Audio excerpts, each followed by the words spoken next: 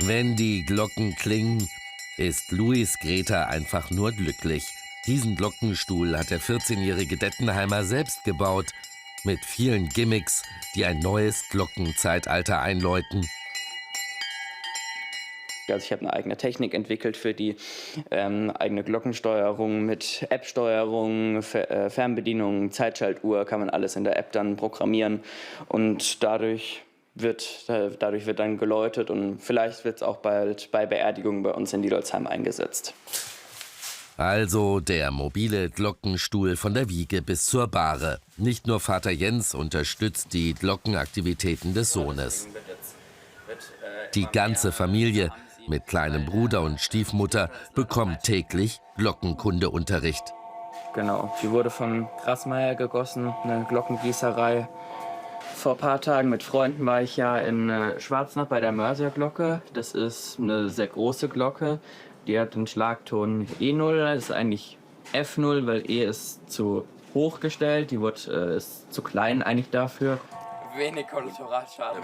Vater Jens ist Handwerker, hat einen Sanitärbetrieb und staunt immer wieder über die Glockenkenntnisse seines Sohnes. Nee, tatsächlich nicht. Also er hört die Kirchenglocke aus mehreren hundert Meter Entfernung und kann dir genau sagen, das ist der Klang, das ist das Material.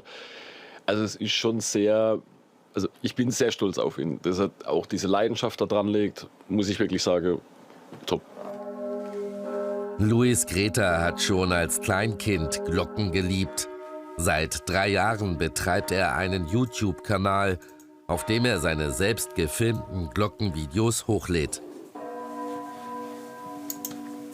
Es gibt auch verschiedene Landeskirchen oder Bistümer, die sich darüber freuen. Zum Beispiel jetzt hier die evangelische Landeskirche, die hat mir wie so einen Freifahrtschein gegeben, dass ich dann auf deren Türme darf, wenn ich im Gegenzug die Aufnahmen denen zur Verfügung stelle.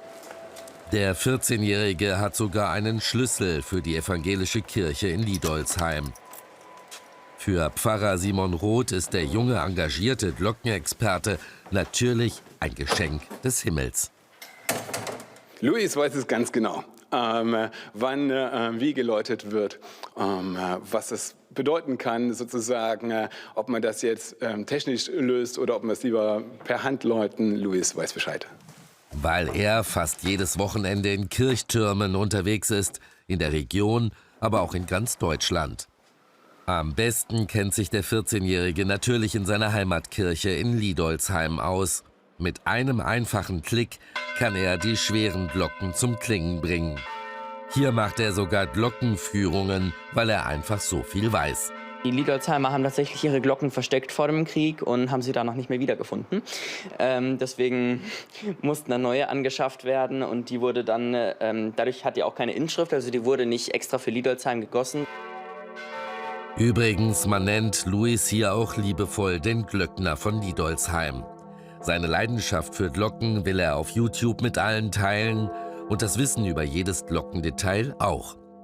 Da kommt schon einiges zusammen an Glocken. Bis heute.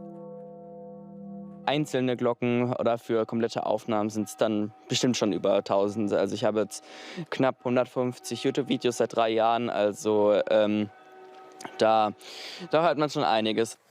Fußball hat ihn übrigens noch nie so richtig interessiert, aber mit Glocke lässt sich sogar das aushalten. Der Berufswunsch von Luis steht natürlich auch schon fest. Glockentechniker. Der 14-Jährige hat heute schon eine Jobzusage.